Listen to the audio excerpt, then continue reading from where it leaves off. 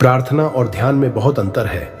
प्रार्थना में आप भगवान को सुनाते हो, ध्यान में आप भगवान की सुनते हो। भगवान से प्रार्थना सिर्फ शब्दों से नहीं, दिल से करनी चाहिए, क्योंकि भगवान उनकी भी सुनते हैं जो बोल नहीं पाता। जो मिला है वो भी अच्छा है, जो नहीं मिला वह भी अच्छा है, क्योंकि देने वाले को सब पता है कि मेरे लिए क्या सही और क्या गलत है। भगवान को मंदिर से ज्यादा हमारे दिल में रहना क्यों पसंद है? क्योंकि मंदिर तो चार दीवारी का बना है, जबकि हमारा दिल, हमारी अंतरात्मा और हमारी भावनाओं से जुड़ा हुआ है। ईश्वर को देखना है तो तन की आंखों से नहीं, मन की आंखों से देखो, वह तुम्हें सब में नजर आएंगे। परमात्मा शब्दातीत है, वह शब्द में नहीं मिल सकते। परमात्मा मूर्ति नहीं, वह पत्थर में नहीं मिल सकते। परमात्मा इंसान नहीं, वो हर इंसान में भी नहीं मिल सकते। परमात्मा इस दुनिया से परे है, वो संसार को त्याग कर ही मिल सकते हैं।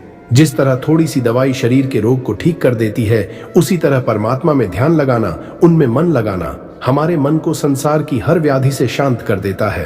जैसे शरीर को स्वस्थ रखने के लिए व्यायाम जरूरी है, उसी तरह आत्मा के सुख के लिए ध्यान जरूरी है, और परमात्मा को पाने के लिए समर्पण जरूरी है। हे मनुष्य, दुखी मत हो, मैं तेरे साथ ही हूं। आंखें बंद कर और मुझ में ध्यान लगा, मैं तेरे आसपास ही हूं। भगवान कहते हैं, मैं कण कण में नहीं हूं, जरा अपने दिल में झांक कर देख, मैं तेरी अंतरात्मा में हूं। अगर आप ईश्वर से क्षमा की चाहना करते हो तो खुद भी औरों को माफ करना सीखो। हम जब भी मुश्किल में होते हैं तो ईश्वर किसी न किसी रूप में हमारी मदद करने आ ही जाते हैं। बस शर्त यह है कि उन्हें सच्चे दिल से याद करो। हे प्रभु, हमें सुख इतना देना कि अहंकार ना आ जाए, और दुख इतना देना जितना सहन कर पाए। हे प्रभु, मेरा हाथ सदा थामे रखना, अपने चरण की शरण में मुझे सदा रखना। ईश्वर करुणा के सागर है, तू मोह माया को छोड़ और उनके सागर में डुबकी लगा। जिंदगी में समय कैसा भी आ जाए, भगवान पर विश्वास हमेशा बनाए रखें, क्योंकि वह वक्त को कभी भी बदल सकते हैं। भगवान चाहे तो वो रंग को भी राजा बना सकते हैं। प्रभु के सामने झुकने वाला तो हर किसी को अच्छा लग सकता है, लेकिन जो सबके साथ झुककर चले वो प्रभु को अच्छा लगता है। ईश्वर हमेशा आपको वह देता है जो आपके लिए अच्छा होता है, इसीलिए हमेशा रब की रजा में राजी रहा करो। जो ईश्वर को जानते हैं वह उन्हें मंदिरों में ढूंढते हैं, लेकिन जो ईश्वर को पहचानते हैं वह उन्हें ढूंढना छोड़ देते हैं। अक्सर मौन प्रार्थनाएं भगवान जल्दी सुन लेते हैं, क्योंकि वह शब्दों और जबान से नहीं, दिल से निकली हुई होती है। मत कर गुरूर ए बंदे खुद पर इतना, क्योंकि तेरे और मेरे जैसे इस कायनात में लाखों लोग ऐसे हैं जो बादशाहत के बाद भी मिट्टी में मिला दिए जाते हैं। अगर सबकी किस्मत लिखना परमात्मा के हाथ में होता तो वो सबकी किस्मत एक जैसी लिखता, लेकिन हमारी किस्मत लिखना हमारे कर्मों के अधीन है। इसलिए जहां में सबकी अलग अलग हालत है, भगवान के बारे में बातें तो सभी कर लेते हैं, लेकिन उन्हें महसूस वही कर सकते हैं जिन्हें अंतर्मन से भगवान पर विश्वास हो। इस मतलबी दुनिया में लोग लोगों से वफा के उम्मीद रखते हैं। इस जहां में एक मन्नत कबूल ना हो तो लोग भगवान भी बदल दिया करते हैं। प्रभु के दो अखंड निवास स्थान है, एक बैकुंठ और दूसरा प्रेम और भक्ति से भरा दिल। इस झूठी दुनिया में तू झूठे रिश्तों की तरफ भाग रहा है, जो कभी तेरे नहीं होंगे उनके पीछे भाग रहा है, और जो हर पल तेरे साथ है उसे नजरअंदाज कर रहा है। दुनिया में ठोकर खाकर हम कह देते हैं कि कोई किसी का नहीं है, लेकिन जो हमारा है उसे हम भूले भी तो बैठे हैं। जिंदगी में कुछ कड़वी सच्चाइयों से मन की आंखें खुल जाती हैं, और जब मन की आंखें खुलती हैं तभी परमात्मा के दर्शन हो पाते हैं।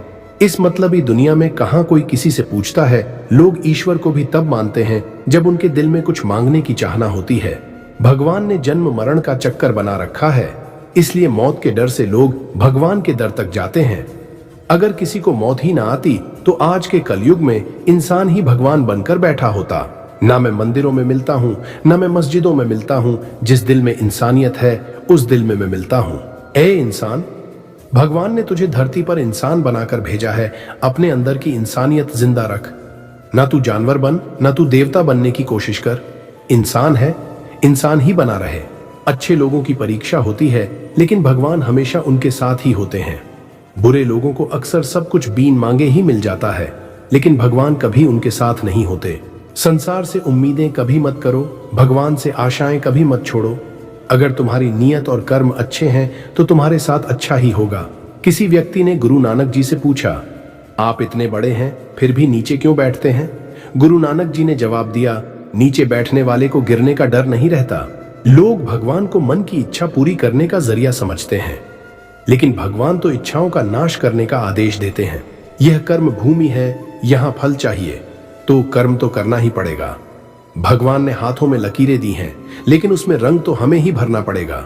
हम करते वही हैं जो हम चाहते हैं, लेकिन होता वही है जो ईश्वर चाहता है। हमें करना वही चाहिए जो ईश्वर चाहते हैं, फिर होगा वही जो हम चाहते हैं। इस मतलब से भरी दुनिया में कोई कहां किसी को याद करता है।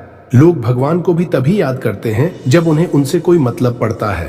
तेरी रहमतों का सिलसिला देखकर अपने आप पर शक सा होने लगता है कि क्या मैं इस काबिल भी हूं। जब मन गमों से घिर जाए तुम अपना हाल ईश्वर को सुना देना, उसी पल मन को सुकून मिल जाएगा। जब दुनिया तुझसे रूठ जाए तुम अपने ईश्वर को मना लेना, मन को संतोष मिल जाएगा। लोग कहते हैं परमात्मा एक है, तो फिर भगवान के बंटवारे क्यों किए हैं? कहीं मंदिर मस्जिद गुरुद्वारे लिए लोग क्यों बैठे हैं? इस दुनिया में ईश्वर से बेहतर साथी, सखा, दोस्त, हमसफर और कोई भी नहीं हो सकता। जो मुश्किल वक्त में दूसरों की सहायता करना जानते हैं, भगवान उनकी सहायता के लिए स्वयं किसी भी रूप में आ जाते हैं।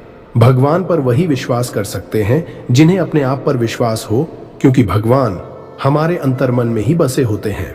जो लोग सुबह सुबह भगवान की शरण में जाते हैं, उन्हें दिन भर किसी के आगे हाथ फैलाना नहीं पड़ता।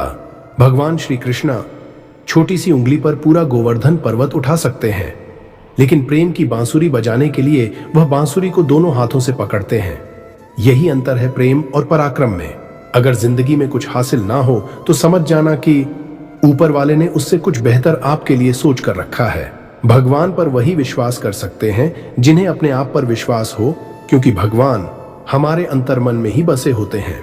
जो लोग सुबह सुबह भगवान की शरण में जाते हैं, उन्हें दिन भर किसी के आगे हाथ फैलाना नहीं पड़ता।